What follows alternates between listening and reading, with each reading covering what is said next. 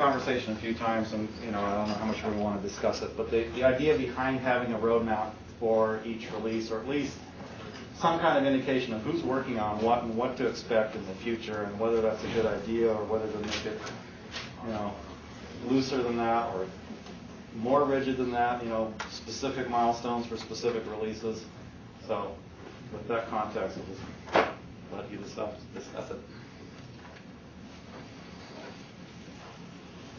Okay, that was fast. Next topic. Okay, so raise your hand if you know what you're going to be doing in 6 months. Right. Well, actually, there are a couple. Yeah. So, is there a reason why this comes up, or just, is there a burning need? Somebody feel like that this will be very beneficial to the community as a whole? I think it comes more from users than from the developers. I think the developers are fine with just sort of seat of your pants, whatever comes up, we'll deal with it. But the people that are sort of living release to release kind of want to know what's coming down the pipe and who are using it. Actually, maybe some of the Adobe guys can talk about this, because you guys are still using like 1.6 or 1.7. We're in the process of moving off of that. And you're moving up. So, given that that's a few releases back, is the information that you're getting about what, like say the release notes that Chris prepares for his release, is that sufficient, or do you want to know what's coming in 2.1 as a primary user of LLVM? It would be kind of nice to know what things people are interested in doing, but I think moving forward we expect to be more a part of helping to do the things that we need it to do that it doesn't do. So, it would be nice, but I don't think it's... Our other problem is that our team is part of a group within Adobe that delivers tools and libraries to other teams, so that we have limitations imposed by their schedules. So one of our issues is going to be, we're going to come to a point where we are not going to be tracking LLVM. We're going to have to freeze things. But as Chuck just said, we've got a little wish list of things we want in LLVM, and the way we're treating it, and one of the reasons we're on LLVM at all, is that we can go in there and do them. In general, we hate being dependent on anyone else, particularly anyone else outside Adobe. And one of the advantages to us of LLVM is that it limits that.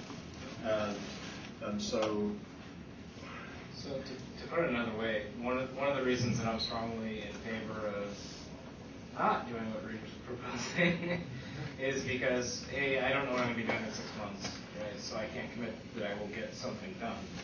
Classic example, C++ exceptions. It's something that I wanted to have done for a very long time, but other things keep coming up, right? The other thing is that if you're a client and you depend on something like Adobe really needs this done, you really have two options, right? Option one is you do it yourself. Option two is you work really closely with somebody else who will do it for you. You either pay them or collaborate with them or whatever. But in an open source project, people are completely at the whims of their own schedules, and we all have. Some of us have ridiculously large to-do lists that we want to do, and not all that's going to get achieved by the next release, and I have no idea how much of it actually will be achieved by the next release. But when specific features are done, we could say, by the way, this thing just landed, and send that to the LLVM developer list or something like that. I think we'd love to know. Our problem is we probably can't depend on it. Right. No, probably. If there is a chance that something happening in somebody else's life that we have no control over will stop this from being delivered, or it gets delivered late or whatever. So not that we don't want to know, but we can't. We probably have to make our plans assuming that it isn't going to happen. But there's a limited, because we have a limited resource of our own time. If people have things they're really working on, us knowing kind of what else is going on in the community is really helpful, so that we can focus our energy somewhere else, because at least then we can kind of hedge our bets, or And that's a great argument for good communication between different people working on different projects. Right. Yeah. So rather having not only that, but it's part of the dev policy. So rather having the plan ahead of time, just better communication, or keeping track of who's doing what, any given point of time. Yeah, When it's possible. Right. this got raised up because it keeps coming up, and so I thought, okay, let's just have a discussion about it. I'm not particularly tied to this, need to drive release plans either. Well, I think it would be nice if people would put up wiki pages for just, some kind of dialogue about what they're working on, and, maintain it like a blog or something. Remember, many of us work for Apple. Yeah, right. And some people are secret things that they can't So, let yeah. out.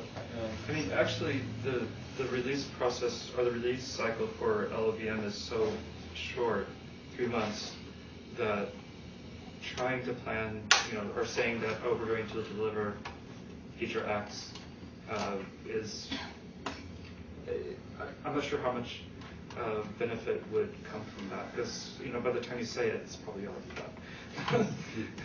I think one thing that might help us is, rather than a roadmap of features, a roadmap of, oh yeah, we're going to tear up and rewrite this particular bit of the system, or in particular this API, which has been Chuck's issue for the last couple of weeks, that if there's going to be major changes to APIs or underlying subsystems, knowing about those ahead of time, the decision we'll make on that is probably more about, okay, we're going to stick with what we've got at this release and not move on. But that could well be useful for us. It might be something where you're going to rewrite the whole API. There's probably more planning needed on your end anyway. So you're absolutely right, and hopefully the major pain for that is going to 2.0, because that's where Reid got this crazy thing where he's going to rewrite the entire integer type system.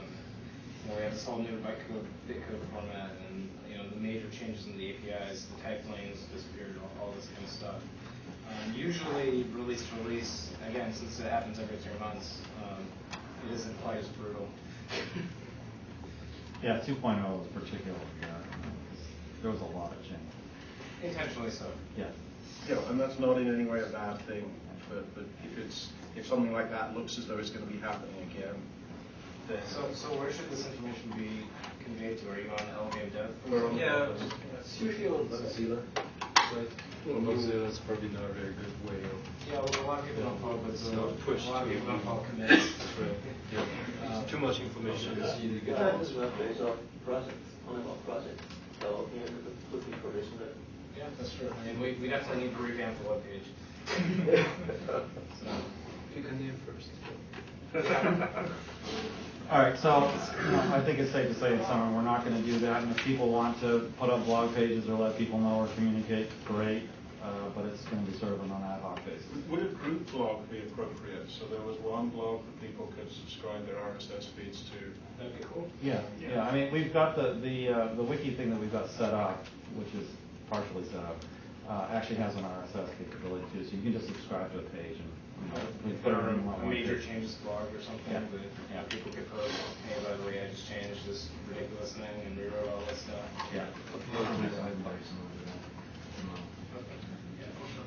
Yeah. Yeah, you haven't tried it, it's wiki.llvm.org, and just go log in, get yourself an ID, and you go to the home page and make new pages, etc. It's pretty straightforward. Okay.